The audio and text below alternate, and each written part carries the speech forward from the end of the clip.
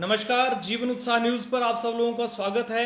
और मैं फिर आज लाइव आया हूं आपके बीच में। और जैसे कि आप आज देख रहे हैं, टाइटल पे पढ़ रहे हैं कि अब जीवन उत्साह न्यूज़ लोगों की, खासकर उन लोगों की आंखों में खटकने लग पड़ा है जो लोग या तो किसी न किसी तरीके से हमें ये समझते हैं कि हम उनका नुकसान कर रहे हैं, या फिर कहीं ना कहीं उन लोगों को हमारे कार्य से खतरा है। जैसे कि आप जानते हैं कि हम हमेशा ये प्रयास करते हैं कि समाज के अंदर हो रहे भ्रष्टाचार को लेकर हम आवाज उठाएं। और क्यों ना उठाएं, हमारी आवाज को जो दबाने का प्रयास लोग कर रहे हैं, उस आवाज को उनको दबाने का अधिकार कहां से मिला?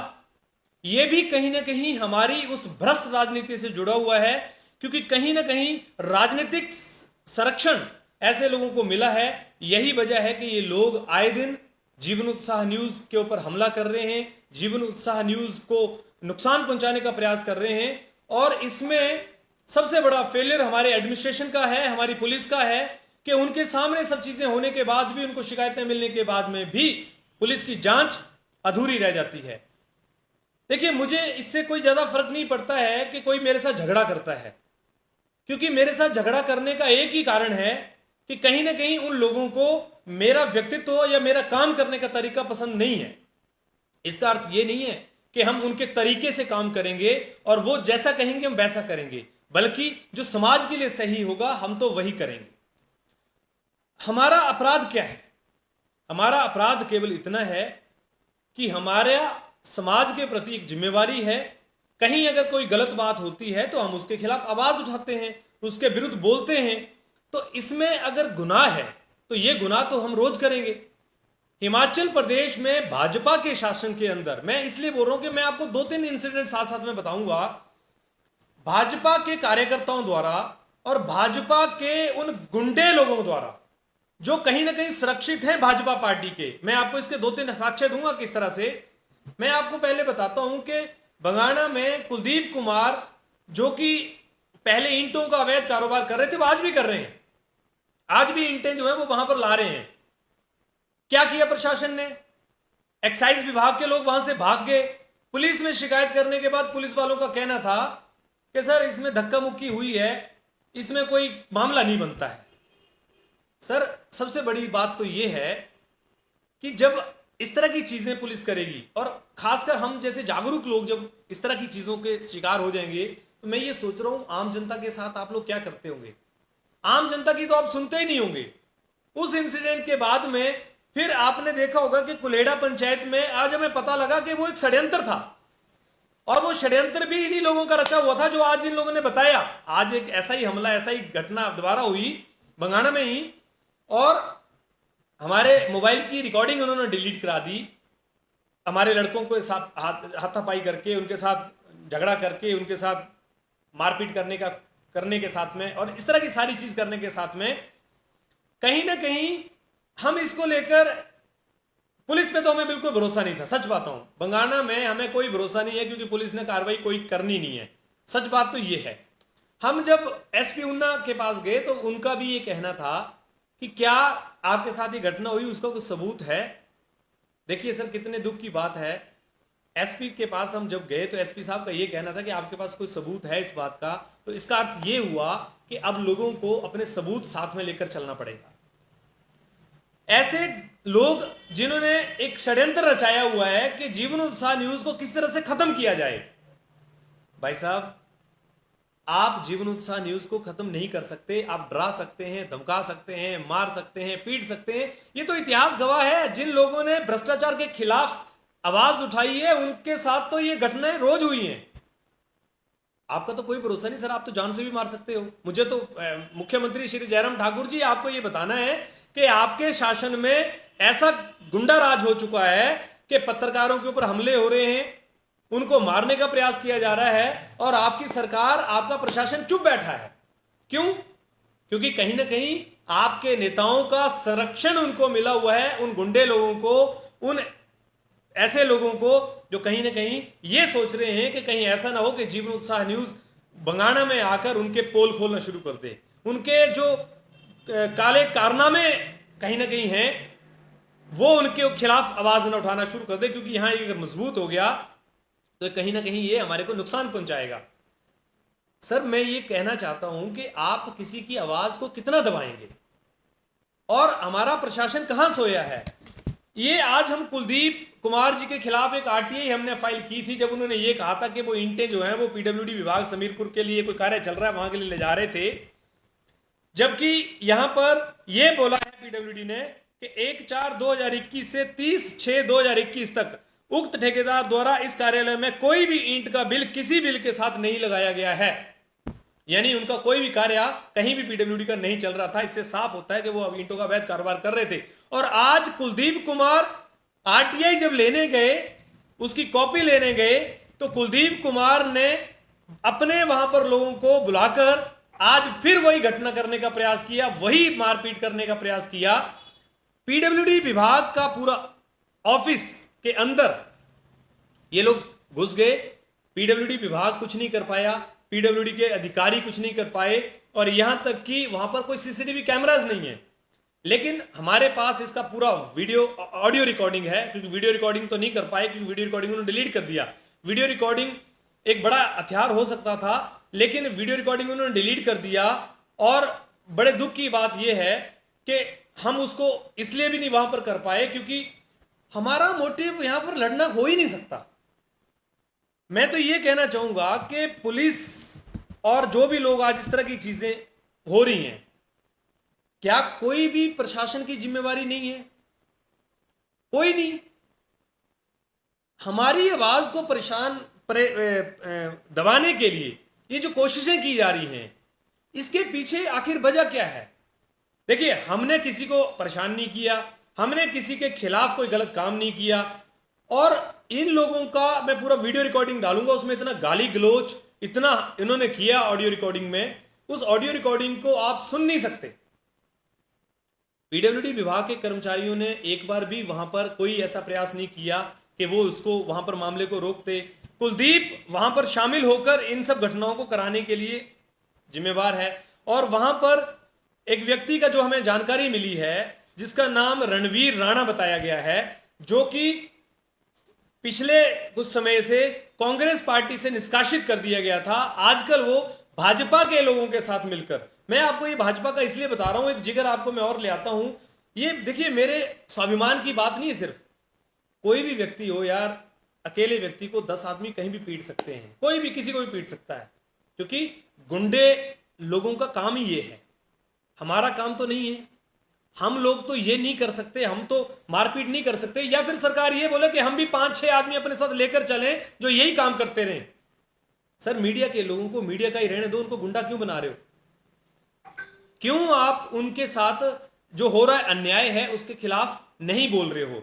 और सबसे बड़ी बात तो ये है कि जब कुलेड़ा में ये इशू हुआ था, तो कुलेड़ा में भी भाजयुमो के उपाध्यक्ष पंकु डडपालिया, उन्होंने भी यही घटना करने का प्रयास किया था। हालांकि चलो उन्होंने हाथापाई नहीं की थी, लेकिन बदतमीजी जरूर की थी। उसके साथ में भाजयुमो के ही एक सदस्य कुलेड़ा में जो है वो भी उसमें शामिल, उसके साथ में किसान मोर्चा के महामंत्री वो भी वहां पर शामिल। तो भाजपा की वो सारी शिकायत मैंने बलदेव शर्मा जी को दी, जिला अध्यक्ष जी को, कोई एक्शन नहीं लिया। मैंने संजीव शर्मा जो भाजयुमो के अध्यक्ष हैं उनको भेजी, कोई कार्य उन्होंने कार्यवाही नहीं करी, पूछा तक नहीं। उसके बाद में मैंने भाजपा के प्रदेश अध्यक्ष सुरेश कश्यप जी को भी कंप्लेंट भेजी, उन्होंने भी कोई संज्ञान इसको लेकर नहीं लिया। तो इसका मतलब क्या है? इसका मतलब यह है कि भाजपा को पता है कि उसके जो कार्यकर्ता हैं वो गुंडे हैं, और ये गुंडों का संरक्षण भाजपा कहीं ना कहीं कर रही है। ये विषय बहुत बड़ा है। समाज में भ्रष्टाचार आज इस कदर बढ़ा हुआ है, हजारों लोग आज भ्रष्टाचार से परेशान हैं, और पुलिस कहीं भी कोई पुलिस हमें बोलती है कि जी आपका पास कोई सबूत है। साहब, अगर हम लोग आदमी अपने सबूत साथ में लेकर चलेगा तो फिर पुलिस का काम क्या रहेगा? पुलिस का काम है इन्वेस्टिगेशन, जांच करना। और मैं आपको बताता हूं, मेरे पास पूरी रिकॉर्डिंग है, ऑडियो रिकॉर्डिंग। जो रणवीर राणा है उसने एक बात यहां पर और कही कि साहब आप यहां पर आए हैं और आपने यहां पर जाति सूचक किसी व्यक्ति के लिए शब्द बोले और उसका अपमान किया। सर ये वो बताइए, मैं तो बंगाणा में जानता ही किसी को नहीं हूं। सिर्फ एक कुलदीप कुमार जो थे मैं उनको जानता हूं, वो भी उस इशू के बाद में। कौन व्यक्ति किस जाति का, मुझे इससे क्या फर्क पड़ता है? क्योंकि मेरा काम ना तो किसी राजनीति का है और ना किसी से व्यक्तिगत दुश्मनी है। तो मैं किसी भी व्यक्ति को, अच्छा वो पूरी ऑडियो रिकॉर्डिंग है सर, उसको सुन सकते हैं, पुलिस को मैंने भेजी है। पुलिस ने बोला कि सबूत क्या है, तो मैंने वो सबूत भी अब पुलिस को भेजा है, क्योंकि मैं पहले पुलिस से ये समझना चाह रहा था कि पुलिस उसमें क्या कार्रवाई करने के लिए सुनती है। एसपी साहब ने हमें कहा कि आप अपनी शिकायत दे दीजिए, हम उस पर जांच करेंगे। लेकिन जांच से क्या होना है? जांच से तो कुछ नहीं होता है, जांच तो सिर्फ जांच बन के रह जाती है, उनको कोई फांसी थोड़ी ना दे देगा व्यक्ति। बात यह है कि इस तरह की घटनाएं करने का प्रयास क्यों ये लोग कर रहे हैं? क्या ये डर गए हैं जीवन उत्साह न्यूज से? क्या ये जीवन उत्साह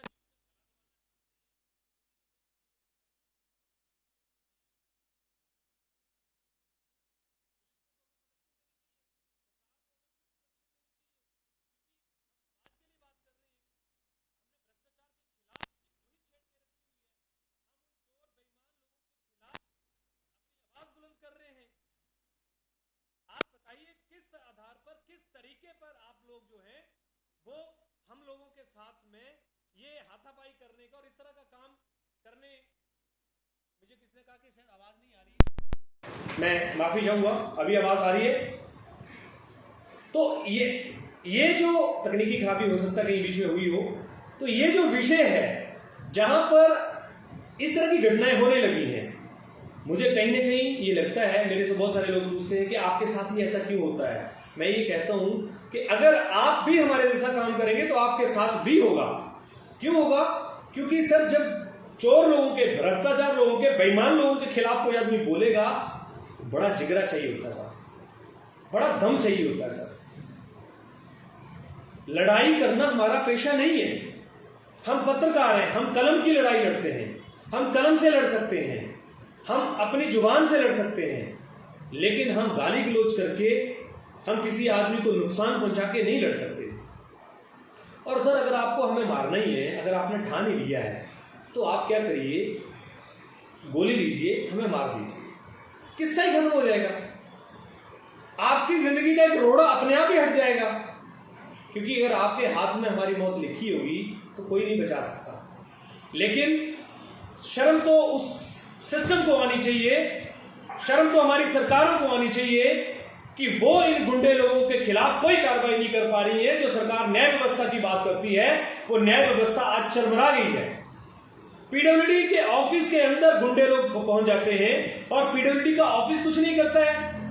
पीडब्ल्यूडी के अधिकारियों के सामने इस तरह की चीजें होती हैं और इस तरह की चीजें होने के बावजूद पीडब्ल्यूडी नहीं बोल पाता है। पीडब्ल्यूडी का ऑफिस पब्लिक प्लेस है, वहां पर कोई सीसीटीवी कैमरा उन लोगों ने नहीं लगाए हुए हैं। कारण क्या है? क्योंकि उन लोगों के भ्रष्टाचार के चिट्ठे कहीं खुल न जाए। The most corrupted department of the Himachal Pradesh, जो अपनी ट्रांसपेरेंसी को छुपाना चाहता है, और आज पब्लिक प्लेस के अंदर जब सरकारों ने ये कहा है कि सीसीटीवी कैमरास होने चाहिए, रोड के ऊपर लगाते हैं, सड़कों के ऊपर लगा के रखे हैं, हर डिपार्टमेंट में सीसीटीवी कैमरा लगे हुए हैं, पुलिस में सीसीटीवी कैमरास लगे हुए हैं, तो पीडब्ल्यूडी विभाग के ऑफिस में सीसीटीवी कैमरास क्यों नहीं लगे? क्यों अधिकारी इसके ऊपर संज्ञान नहीं ले रहे हैं? क्योंकि अधिकारियों को कहीं ना कहीं इस बात का डर है कि उनके रिकॉर्डिंग्स हो जाएंगे तो वो जो गड़बड़ियां करते हैं वो गड़बड़ियां सामने आ जाएंगी। हमारे देश का ये दुर्भाग्य है, हमारे सिस्टम की ये लाचारी है। और मैं तो ये सोचता हूं कि बिल्कुल लोग बहुत परेशान हैं, लोग सच बोलते हैं कि हम लोगों की हालत खराब है।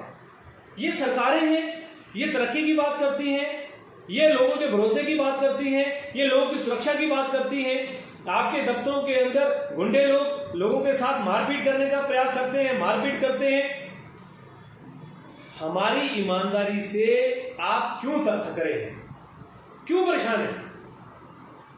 अगर हम आपके विरुद्ध कोई गलत कार्य कर रहे हैं तो हमारे खिलाफ कंप्लेंट कीजिए, हमें अंदर करा दीजिए, हमारे खिलाफ आप जांच कराइए। लेकिन अगर हम ईमानदारी से अपना काम कर रहे हैं तो फिर आप हमारे बीच में क्यों इन्वॉल्व हो रहे हैं? क्यों इस तरह की घटनाएं कर रहे हैं? अच्छा, आपका मुझे ये लगता है कि आप सोचते हैं कि रमेश शर्मा की टीम को मार पीट के डरा के उनको भगा देंगे और उसको अकेला कर देंगे। आपकी गलतफहमी है, आपकी गलतफहमी है। ये लोग मजबूत लोगों में हैं। ये लोग लड़ाई नहीं करना चाहते क्योंकि हम लड़ने वाले लोग नहीं हैं। लेकिन इसका मतलब ये नहीं है कि आप इसको कमजोरी समझ लें हमारी। इसको कहीं आप ये ना समझ लें कि हम आपसे डरते हैं। हम डरते हैं अपने संस्कारों से। हम डरते हैं इस बात से कि लोग कहीं ये ना बोले कि यार आप में और उनमें फर्क क्या है। हम डरते हैं इस बात से कि ये ना लोगों को बोलने का मौका मिले कि अगर वो गलत थे तो आप भी गलत थे क्योंकि आपने भी लड़ाई की। सर हमें तो बड़ा आसान है, महात्मा गांधी जी को भी लोगों ने मार दिया था, क्या फर्क पड़ा? मारा पीटा, जेल गए, पत्नी डंडे पड़े, लाठियां पड़ी। ये तो इस देश का दुर्भाग्य है, मैं ही नहीं। इस देश में जो भी गुंडों के खिलाफ, भ्रष्टाचारियों के खिलाफ, बेईमान चोरों के खिलाफ बोलता है उसको ये सब भुगतना ही पड़ेगा। एंड आई एम रेडी, मैं तैयार हूं इसको लेकर। आप हमें मार भी सकते हैं, जान से मार सकते हैं, पर इसका मतलब ये नहीं है कि आप हमें डरा देंगे। मैं तो लोगों से ये कहना चाहूंगा कि आइए, मिलिए और संगठित होइए। आप भी कहीं ना कहीं इस भ्रष्टाचार से परेशान हैं और इस भ्रष्टाचार के खिलाफ हम लोगों को एक होना होगा। नहीं तो सर ऐसा वक्त आ जाएगा, ये चंद गुंडे लोग आप पे राज करना शुरू कर देंगे। अरे सर, अगर आप लोगों के अंदर इतनी ईमान है, इतना दम है, इतनी आप देश के प्रति ईमानदार आदमी हैं, तो आप केवल मेरे को सिर्फ मेरे कैमरा के सामने मेरे सवालों के जवाब दे दो। मैं चैलेंज करता हूं, आप लोग खड़े नहीं हो सकते। आपके अंदर बस इतनी है कि आप 4 लोग मिलकर गुंडागर्दी करके किसी को डरा सकते हैं, किसी को धमका सकते हैं, इसके अलावा आप कुछ भी नहीं कर सकते। मैं तो डीसी ऊना राघव शर्मा जी से ये कहना चाहूंगा, मुख्यमंत्री श्री जयराम ठाकुर जी से कहना चाहूंगा कि सर ये हमारी बेइज्जती, पत्रकारों की बेइज्जती नहीं है, ये हिमाचल सरकार की बेइज्जती है। ये हिमाचल सरकार के मुंह में तमाचा है कि 4 गुंडे लोग आपकी पार्टी के, जिनको तथाकथित घटिया नेताओं का सपोर्ट है, जो अवैध खनन और माफिया में इन्वॉल्व हैं, जो रोज पता नहीं कितने टनों का अवैध खनन कर रहे हैं, उनके खिलाफ आपकी पुलिस नाकाम है, आपका प्रशासन नाकाम है, आपके अधिकारी नाकाम हैं। वो केवल इतना ही कर सकते हैं कि वो पत्रकारों के ऊपर हमला कर सकते हैं क्योंकि वो उनके खिलाफ आवाज उठा रहे हैं, उनके विरुद्ध बोल रहे हैं। मैं एक सुझाव मांगू आप लोगों से, तो क्या हमें भी अब अपने साथ में 4 ऐसे गुंडे लोग साथ में रखने पड़ेंगे जो ईंट का जवाब पत्थर से दें? क्योंकि पुलिस तो सुनेगी नहीं, एडमिनिस्ट्रेशन को फर्क पड़ेगा नहीं। तो क्या हमें अपनी सुरक्षा करने का अधिकार नहीं है? क्या हमें अपने साथ में 5 लोग नहीं रखने चाहिए जो मौका आने पर अगर वो हमारे पे हाथ उठाते हैं तो उन पे हाथ उठाया जा सके? क्योंकि पुलिस का तो ये कहना है कि सबूत हो। सब कितने शर्म की बात है, कितने दुख की बात है कि एक आदमी अपनी शिकायत लेके जाए और उसको ये बोला जाए कि आपके पास सबूत क्या है। तो मुझे लगता है सर, ये आप बोल रहे हैं हम आपके साथ हैं, लेकिन साथ का मतलब मैसेज करने से नहीं है, संगठित होने से है। अगर साथ आप देना चाहते हैं तो आप आइए, मिलिए और संगठित होइए, क्योंकि मैं अकेला भी इस भ्रष्टाचार के खिलाफ नहीं लड़ पाऊंगा। मुझे भी आप लोगों का सपोर्ट चाहिए। हम सब मिलकर, ये मुट्ठी भर लोग हैं सर, 4 मुट्ठी भर लोग हैं सर। अकेला कोई आ जाए तो मुझे लगता है एक के अंदर ताकत नहीं है, लेकिन ये 10 लोग इकट्ठे होकर दूसरे आदमी को डराकर खुद को साबित करना चाहते हैं। और भाजपा की सरकार गुंडों की सरकार है, ये तो सर क्लियर होगी बात। ये मैं व्यक्तिगत रूप से सपोर्टर हूं बीजेपी का, लेकिन मैं ये बात बोल रहा हूं कि भाजपा की सरकार में जो भ्रष्टाचार है वो चरम सीमा पर है। चाहे पंचायतें देख लो या कोई भी विभाग देख लो। अरे सर, आप पीडब्ल्यूडी विभाग के टेंडर के ऑडिट निकाल लो, आप देख लो पिछले 2 सालों के अंदर टेंडर किस आधार पे दिए गए, किन लोगों को कैसे दिए गए हैं, आपको पता चल जाएगा। तो मैं तो ये कहना चाहूंगा, आप हमारे को मार सकते हैं, पीट सकते हैं, क्योंकि हम गुंडे नहीं हैं। अगर हम गुंडे होते तो शायद हम जीवन उत्साह न्यूज नहीं होते। हम जीवन उत्साह न्यूज हैं, इसलिए हम तो अपने अधिकारों के लिए लड़ेंगे। गुंडों का काम है वो हमें मारते रहे, पीटते रहे, हमारा काम है अपने अभियान पर आगे बढ़े। आप गोली मार दें, कोई दिक्कत नहीं, आप हमारे जान से मार दें, कोई दिक्कत नहीं। हम सोचेंगे सरहद पे फौजी देश के लिए कुर्बान हो जाते हैं, उन दुश्मनों के लिए जो हमारे देश को कहीं ना कहीं नुकसान पहुंचाने का प्रयास करते हैं। हम भी ये समझेंगे कि हम भी एक ऐसे फौजी हैं जो सिविल में रहकर यहाँ अपने समाज के लिए काम करते हुए यहाँ पर शहीद हो जाएंगे, यहाँ पर उन गुंडों के हाथों से मर जाएंगे। शर्म आनी चाहिए हमारे सिस्टम को कि हमारी सुरक्षा नहीं कर पा रहे हैं।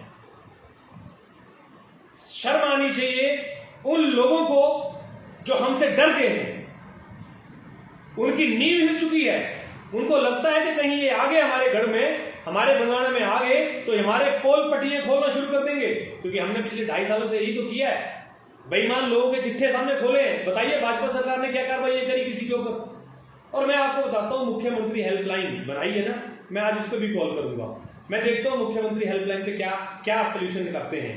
मुख्यमंत्री हेल्पलाइन पर भी हम आज इससे बात करेंगे कि क्या भाजपा ने हर जगह कार्यकर्ताओं के रूप में अपने गुंडों को पाला हुआ है, जो एक आम आदमी को पंचायतों से लेकर हर जगह परेशान कर रहे हैं, पत्रकारों तक को नहीं वो बख्श रहे हैं।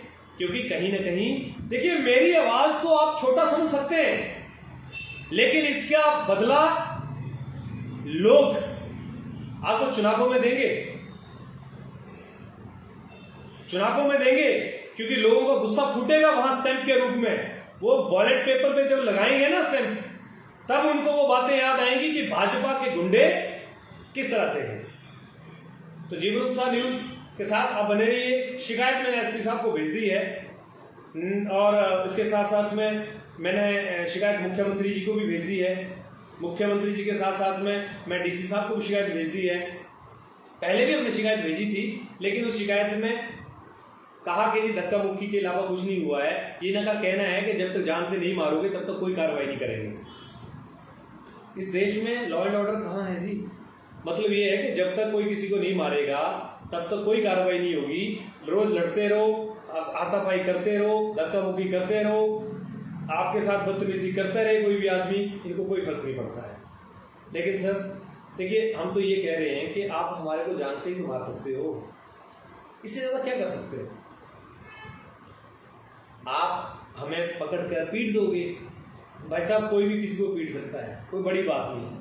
कोई भी किसी को भी पीट सकता है, कहीं भी पीट सकता है। रोड पे चले हुए 6 आदमी, 1 आदमी, 2 आदमी को पीट सकते हैं, क्योंकि भाई साहब मैं खली तो हूं नहीं, मैं तो पत्रकार हूं। मेरे पास तो ताकत केवल मेरे दिमाग की और मेरी कलम की है। पर पुलिस को सुरक्षा जरूर देनी चाहिए। जो लोग समाज के लिए कार्य कर रहे हैं, उन लोगों का भी परिवार है, उन लोगों के लिए भी कहीं ना कहीं आज जो खड़े हो रहे हैं, तो विश्वास सिस्टम पे होना है चाहिए। और सिस्टम पे अगर भरोसा नहीं है तो इसका मतलब ये है कहीं ना कहीं ये एक बड़ा झोल झाल है, और ये हमारे समाज के लिए आने वाले वक्त में ईमानदारी शब्द को खत्म करने वाला है। यानी अब हमें अपने बच्चों को ये बोलना पड़ेगा, सिखाना पड़ेगा कि बेटा गलती से भी ईमानदार मत बनना, भ्रष्टाचारियों के साथ मिलकर जुलकर रहना, इस देश का भला तभी होगा। भ्रष्टाचारियों के साथ मिलजुल के रहने वाले लोग आज फल फूल रहे हैं, और भ्रष्टाचार जिनके साथ हो रहा है और जिनके खिलाफ, जो भ्रष्टाचार के खिलाफ बोल रहे हैं, उन लोगों को तो भाई साहब फूटी आंख नहीं सुहाने वाले ये लोग, क्योंकि इन लोगों को खतरा होने लगा है, सक्रिय हो गए।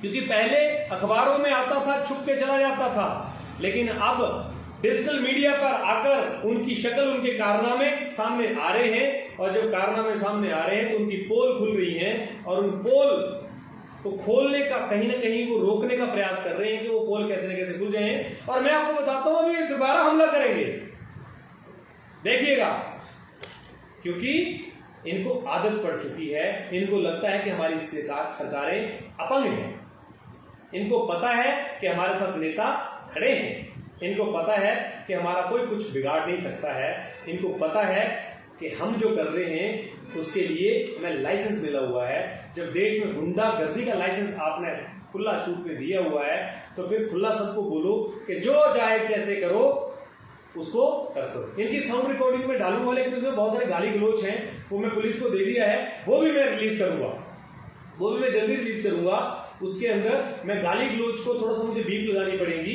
और वो गाली गलोच बीप लगाकर, क्योंकि इतनी गालियां हैं तो बीप लगा के पूरा वीडियो ही वैसा बनेगा। पर मैं फिर प्रयास करूंगा कि आपको वैसे सुनाने का प्रयास करूंगा, क्योंकि भाई साहब हम गाली गलोच नहीं कर सकते, हमारा काम नहीं है। हमारा काम है सिस्टम के प्रति जो गलतियां हैं उनको सामने रखना। कुलदीप जी की आरटीआई हमारे बीच में आई है, इसको लेकर क्या खुलासे हुए हैं ये भी जल्दी मैं आपके बीच में रखूंगा, और हम पूछेंगे सरकार से कि क्या किसी आदमी की दी गई स्टेटमेंट का कोई मतलब नहीं है,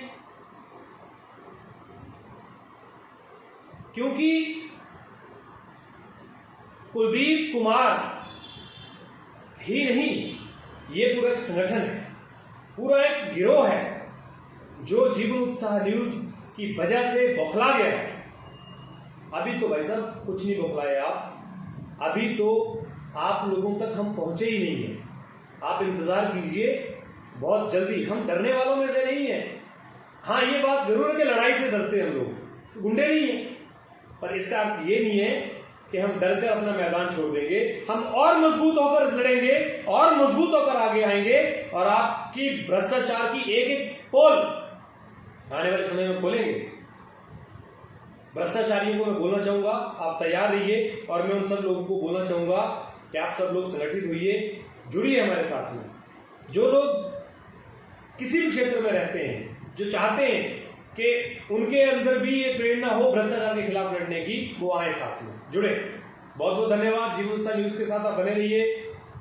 हम तो देखिए जी फकीर हैं, फकीर को गाली भी दे सकते हो, मार भी सकते हो, लेकिन वो अपनी भक्ति नहीं छोड़ता है।